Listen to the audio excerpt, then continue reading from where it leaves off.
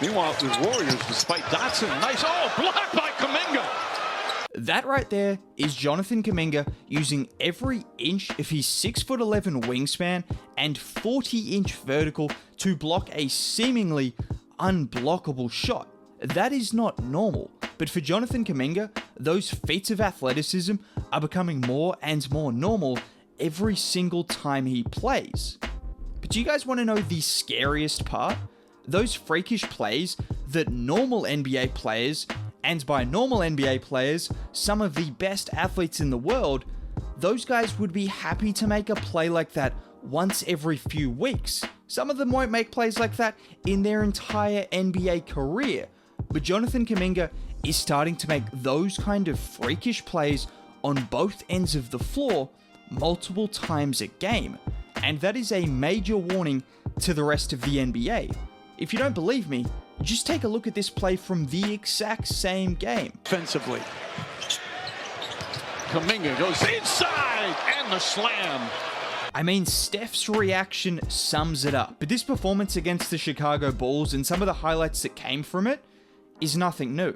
Earlier in the season, following a good performance against the Sacramento Kings, this is what Steve Kerr said about Kuminga.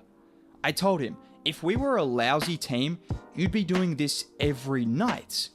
You'd be on the all-rookie team and scoring a bunch of points, and everyone would be saying how great Kuminga is, but you wouldn't be learning how to win.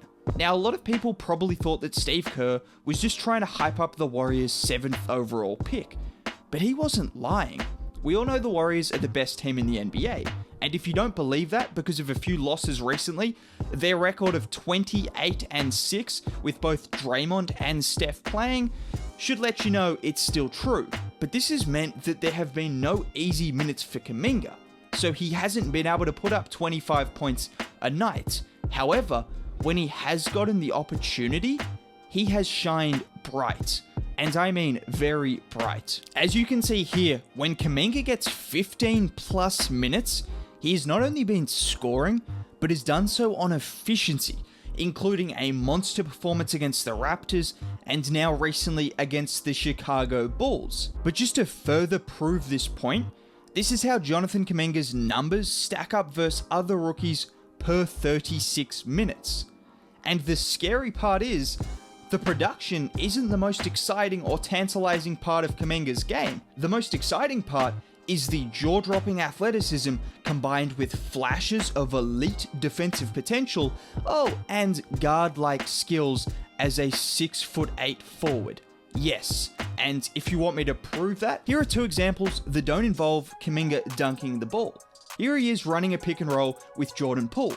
Matt Thomas recognizes Kuminga slipping to the rim, so he rotates over, but Kuminga manages to adjust and avoid the charge, which is a very common result from rookies in this situation, and then he delivers an absolute dime to a cutting JTA. It's that level of intelligence, both recognizing what the defense is doing and what JTA is doing cutting to the rim, which is so promising. You can't teach that a lot of the time. It's that intelligence on the fly, which Kuminga has shown in flashes. And then in the same game, you also saw him showing off his size, posting up a smaller Kobe White, getting inside before dropping it off to a cutting Bjelica.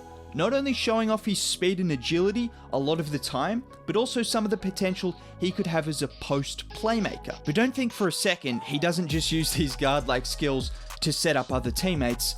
Oh no, he definitely does not. Because even in a blowout loss against the Milwaukee Bucks the other night, Jonathan Kuminga still came away from the game with a highlight like this.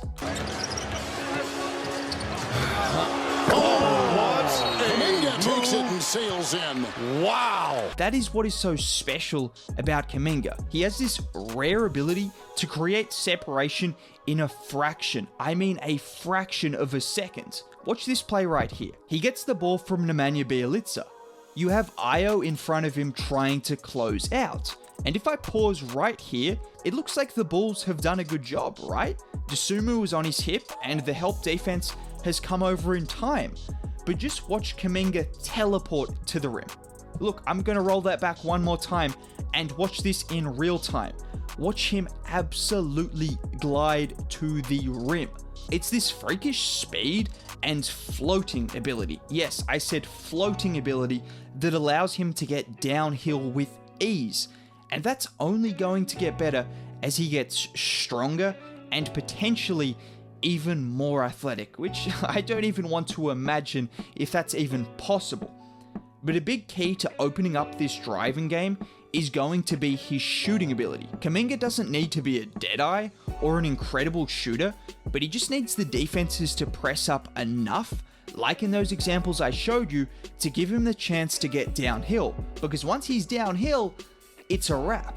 But the thing is, that's not the only way he can get separation. You can also have the greatest shooter of all time set screens for you, like in this play, which helps as well. And I think going forward, we're going to see a lot more of that. But if Jonathan Kuminga can develop a consistent three-point shot, there's no limit on what he can do offensively. There genuinely is no limit.